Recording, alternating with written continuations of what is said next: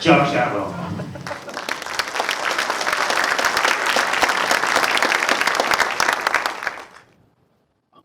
All right. Good morning. I'm not going to be the guy that makes you say it over and over again, don't worry. My name is Josh Atwell, and in my introduction, I was introduced as a great failure, and in a lot of respects, that is very true.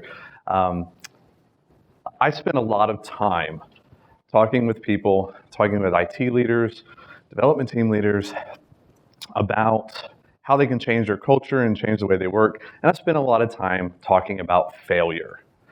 And I know what you're thinking. This guy's got to be great at a party, talking about failure. And one of the things that I have learned is that when talking about failure, people are really, really uncomfortable about sharing and acknowledging failure and the way that it impacts our lives. So we're going to do a little activity together, and this is dangerous first thing in the morning, but I'd like everybody to close your eyes, right? We're going to be in a trusting environment. Everybody close your eyes. And I'd like you to raise your hand if there's ever been a point in your professional or personal life where you felt like a failure. Nobody's looking. Everybody's got their eyes closed. We're in a safe space. If you feel comfortable with other people seeing that you've been a failure, keep your hands up. If you do not, put them down. 3, 2, 1. Now everybody open your eyes. We are not alone in this. Right? We've all felt this before. It is inevitable. What we have to keep in mind is that it's really hard for us to talk publicly about our failures. It's hard for us to talk about our shortcomings. It's hard to talk about the things that we haven't done well. When we have conversations with people, we like to say, they're like, oh, how have you been? Oh, I've been really, really busy. Right? Oh, well, what's been going on? Oh, I've been working on this, and that's been fine. This has been great. We don't talk about our hardships. We don't talk about the things that have really bothered us and created problems. But we're in IT, and we're in technology, and we do development, we build software, so we're inevitably going to deal with failure.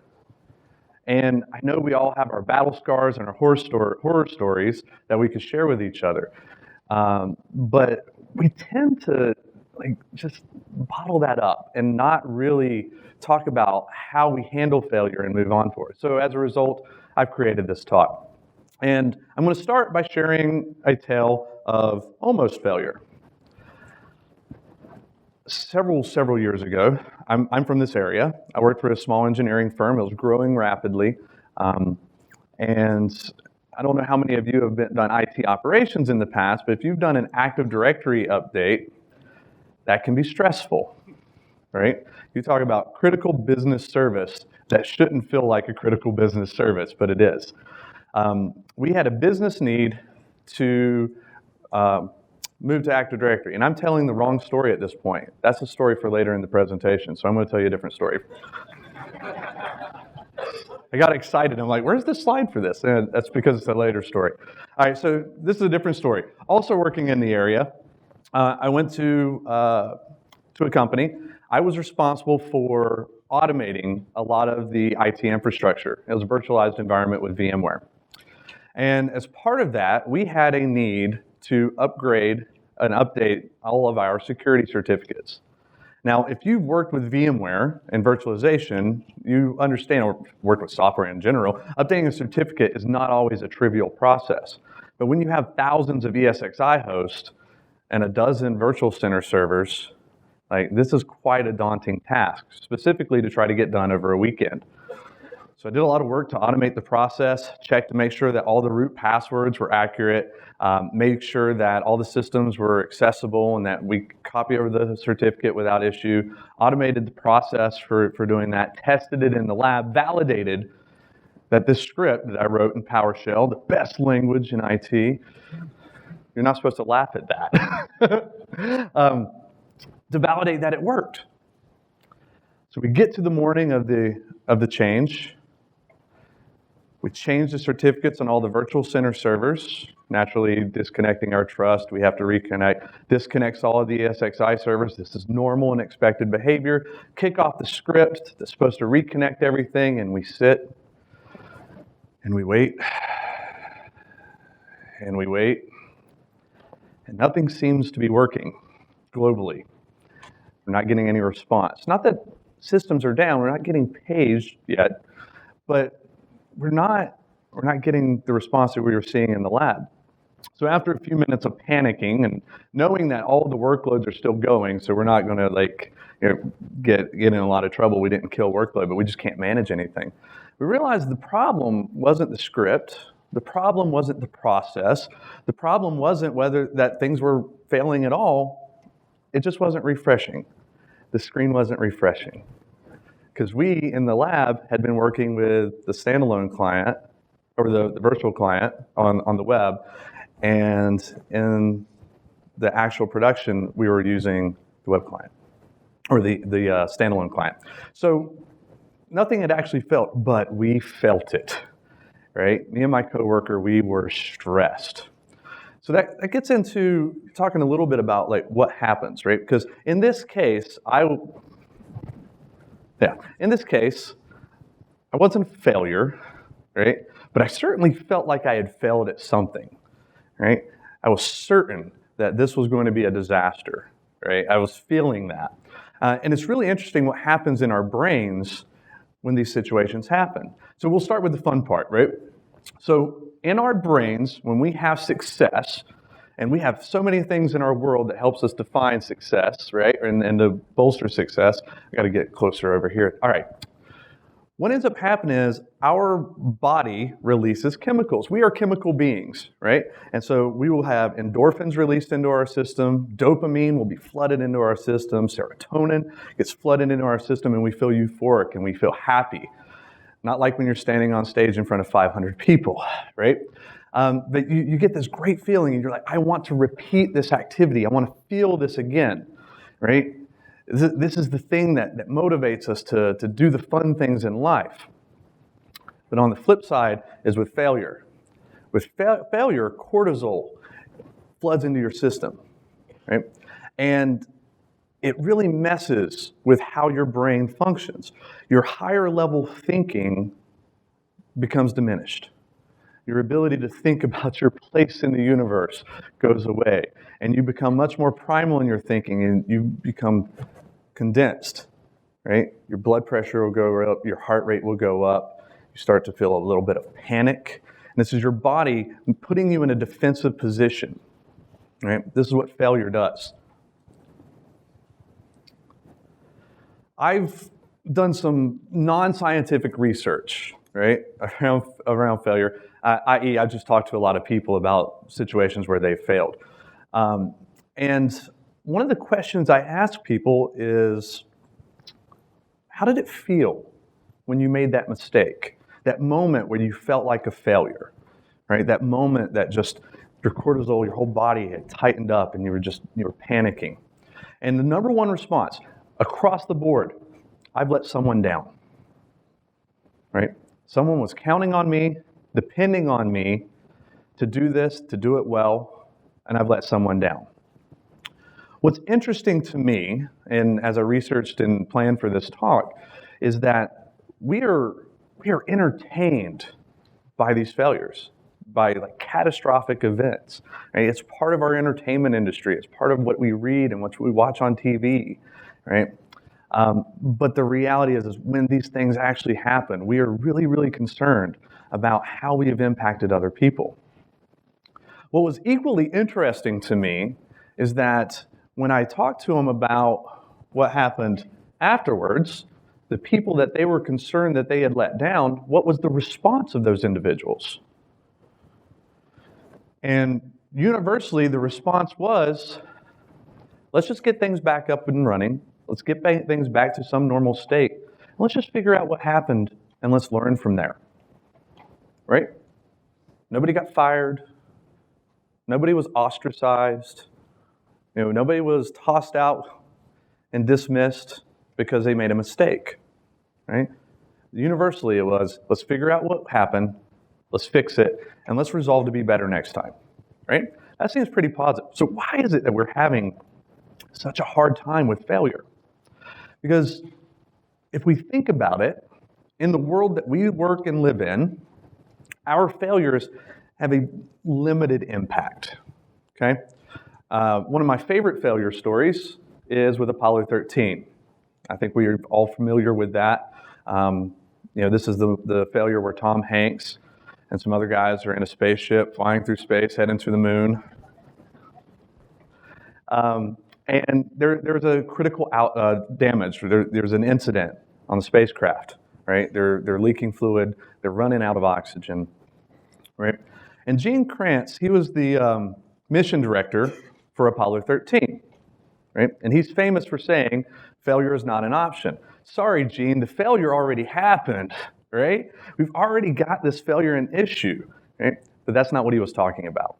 What he was talking about was how we respond to the incident, how we respond to the failure. Additional failure is not an option. If we fail going forward, these men do not come home. They do not get home safe. They don't get home to their families.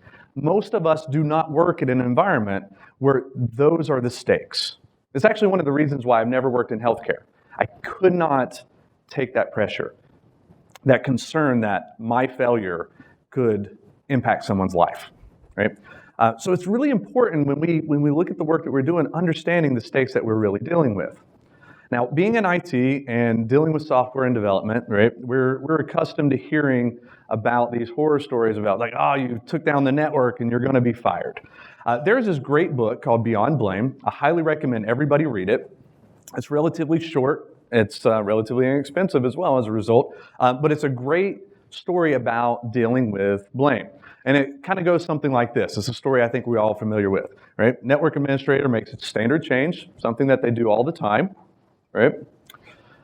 Everything goes down, right? The whole network. And this is a financial institution, so big stakes on the money, right? And it's a culture where someone's got to be the fall guy or gal, right? Someone's got to take the fall. So this person's got to take the blame. Obviously, it's the network administrator who had initiated the command. That's the person who's going to take the blame, naturally, right? Turns out that this situation, it was an unknown bug. It was a bug in the firmware on the system. Sorry, spoiler alert, I shouldn't have told you that, right?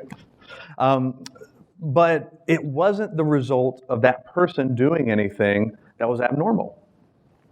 And in the book and in the work that we do, we have to ask ourselves some key questions when we talk about failure in the systems and the places we work. So we ask the question, is it the person that was to blame, or is it the system to blame? Is it the system to blame, or is it the process to blame? I think we're all familiar with the S3 brownout that happened. It wasn't an outage, it's brownout, right? Where people weren't able to access their files and information in AWS S3. In fact, when this happened, I was trying to order some stickers. I had sent some stickers into Sticker Mule, and I was going to proof them, and I couldn't actually do the proof of them because the images wouldn't load because they stored their images in S3 and they weren't accessible. If you looked at the postmortem on that incident, it was an administrator, an engineer, who was performing a standard routine maintenance task, that when he executed that task, the system took more nodes down than it should have to provide high availability, right? Now, was that the administrator's fault, the engineer's fault? No. Could they have put check in to the script or the work that he was doing in order to prevent it? Possibly. Yep, that's a learning. But when you look at the postmortem that Amazon released on that, they specifically called out that our systems should not have permitted that many nodes to go out at one time. It wasn't the person's fault, it's the system's fault. They also said we should have had additional checks in our processes to ensure that this type of thing would not be able to happen. And additionally, we want to make sure that our people are more cognizant of the type of issues that can show up in our complex systems. Okay? It's a little bit of everything. There is no single root cause. There is no single point of failure. Complex systems are just going to fail. Okay. Now, if we wanted to address failure, we should start by focusing on variables that we can control, right? There's a lot of things that we can't control. That administrator could not control what the system would allow him or his peers to do, right? So some things that we can do. We can work to improve our skills, become better at our craft and the work that we do, have better awareness about how those systems operate, and practice. I saw a talk recently that I absolutely loved, and they talked about if you go into a kindergarten classroom and ask every kindergartner in the classroom, how many of you can draw? Every kid raises their hand. So now I'm going to ask you, how many of you can draw? Raise your hand. So those that did not raise your hand, you are wrong. You all can draw. You are all capable of drawing. Not all of you are able to draw what your mind's eye sees because you haven't developed the skills in order to do that. But you're all capable of drawing, right? You can improve those skills. If you saw my talk 2 years ago, terrible skills drawing stick figures. They're still just as bad. I haven't improved those skills. All right, you can increase your knowledge, right? This is becoming more knowledgeable, more aware of the systems that you operate and you manage, more aware of the language that you develop in, more knowledge about how your interactions with others work so that you can identify gaps and potential problems, right? Communication is a big part of this as well. Additional planning, right? You can take a little bit more time. I know particularly in IT operations, it feels like we're flying by the seat of the pants because we're having to respond to things. We don't always get time to plan, right? But making sure that you plan ahead. In fact, I admit that when I was first working on this talk, I had a really hard time identifying a situation where I really screwed up, right? Where I really took down a lot of systems. And if anybody I've worked with before remembers something that I've forgotten, please, by all means, tell me, because I know I've done it. But I've always been an excessive planner. It's just the way I operate. Because it was something I could control. Improving your relationships, I mean, this works at home too, right? But improving your communication with your peers and the other people who are stakeholders and who are involved, right? Letting them know, hey, I'm doing this or trying to do this. I anticipate these potential failures. Can you walk me through it? Give me your perspective from your experience, things that I may have missed. By improving those relationships, you're going to be able to get better feedback. You can control this. There we go. Taking care of yourself. Quickest way to screw something up is to be tired, downtrodden, wore out, right? Just not working at peak, or hell, not even working at 75% of your capacity, right? Like trying to work hungover, right? Take care of yourself, right? That's something that you can control and reduce the impact of failure and how you respond to failure. Another thing to keep in mind is, do you have the information that you need in order to respond to and prevent future failures? Do you see what's happening in your systems? Do you see what's happening over time in your systems? Are you able to identify trends that show degradation over time? Humans suck at this, right? Have you ever had a situation where you're out somewhere, like the dentist? This happened to me recently. And I'm going to check in, and like, oh, sorry, the computers are running slow today. No, they're not. They're running the same speed that they do every day. Our perception of how fast they're running changes, right? If you had data that has actually demonstrated, you say, oh, no, they're not really running any slower. Or potentially, somebody put out some new code and it is running slower. Do your systems check for failure? One of the things, I rail against a lot of the complexity that we've added into systems and software. I mock it a little bit from time to time, and mainly it's because I'm an old school IT guy, right? Old school developer, VB.NET all the way, right? You're not supposed to laugh at that either. But one of the things I do like is we're getting much, much better at putting these checks into our systems, right? We've heard of chaos engineering, right? This capacity to make things break in order to determine if your systems are resilient enough to respond. We're now applying resiliency into applications rather than depending on the infrastructure layer, and I think all of that is fantastic. We need to continue to develop and encourage that. right? Because that allows us to better respond to failure and to reduce the impact of failures. And I'm going to talk about impacts here in just a minute. So when you do this, you start with your people, right? Are your people knowledgeable? Do they have the tools? Do they have the awareness to look at the system and identify where potential failures happen and be able to check for potential failures? Are your processes set up in such a way that the people are being checked, right? That there is a backstop. If you've read the Phoenix Project, which everybody in this room should have read by now, if you're doing the DevOps or thinking the DevOps, right? But in there, one of the things that you may remember is the security compliance report. Like, oh, we got to do all this security compliance stuff. Turns out they didn't have to, because there were checks in the process farther down the line that would ensure that if there was a negative impact or a negative access or negative activity, something that shouldn't happen, it was being checked somewhere else, right? The processes were protecting. And then the technology.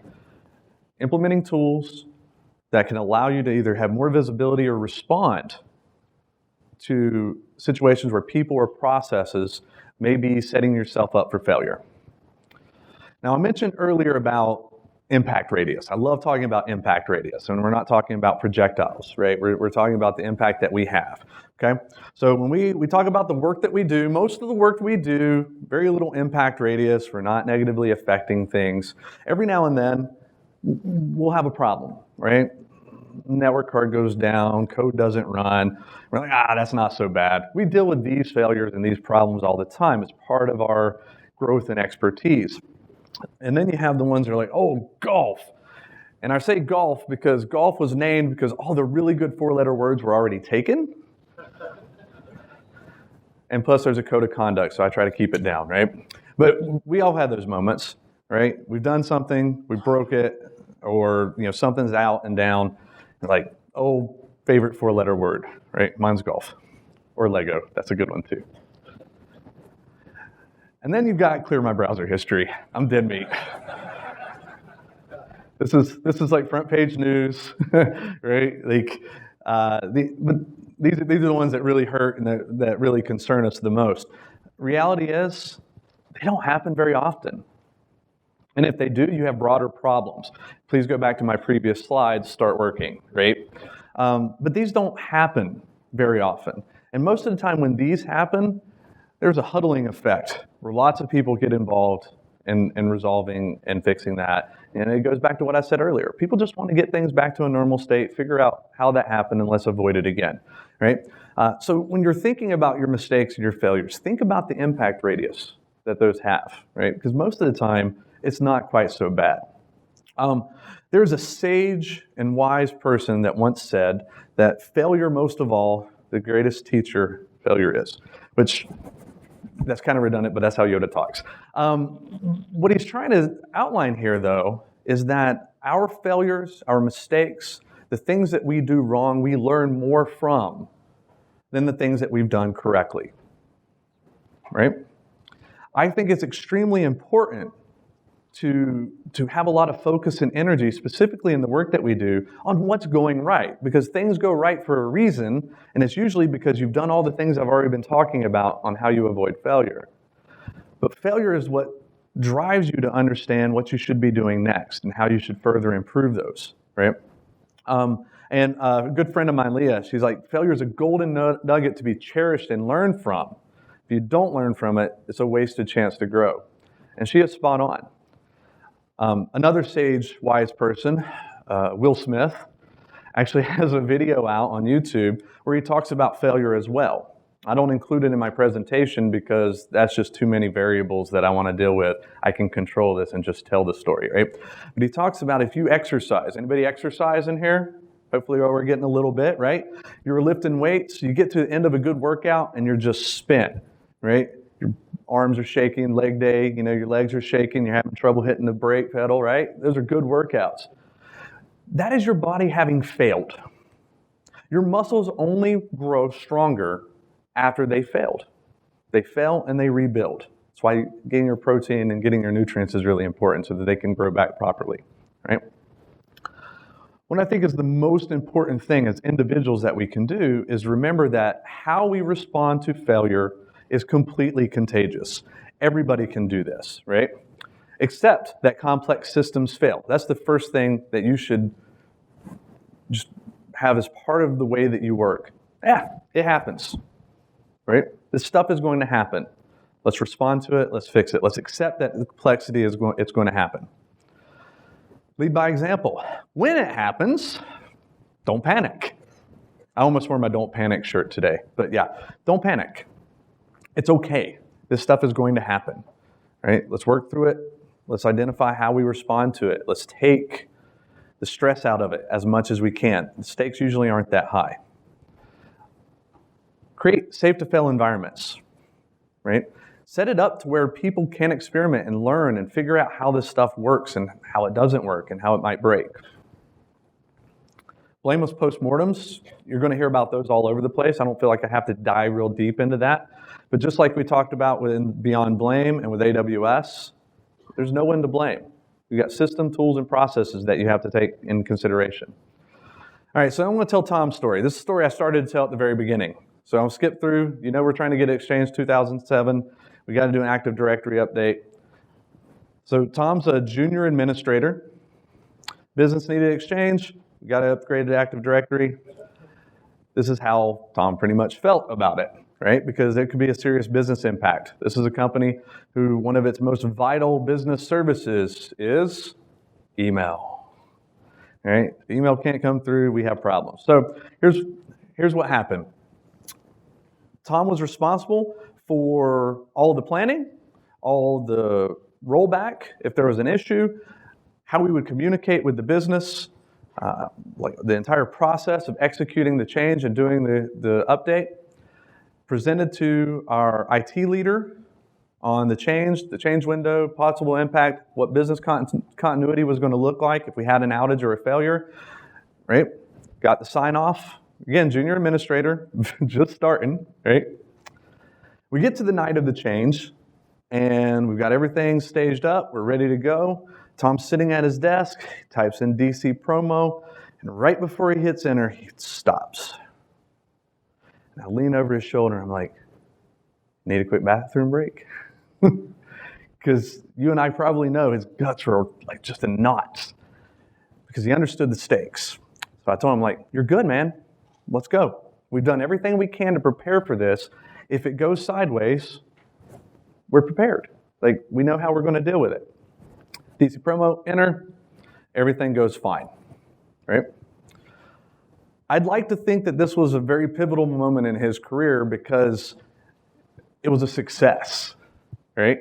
High stakes, but in the end, a successful rollout implementation. Unfortunately, most of the time, we don't get this amount of time to prepare to execute. So there's some things that worked out here. I worked as a leader to give him time to prepare, right? To be prepared and to limit his chance of failure. And I gave him space to do it himself. I also wanted to make sure he was prepared for the worst case scenario. What happens if this actually goes bad? Right? And the most important part of that is I supported him no matter what the outcome. I was there if it broke, right? So as a leader, you should be doing these same type of thing with your people. And if you have leaders, which we all do, right, you should be asking and expecting these types of things as much as possible.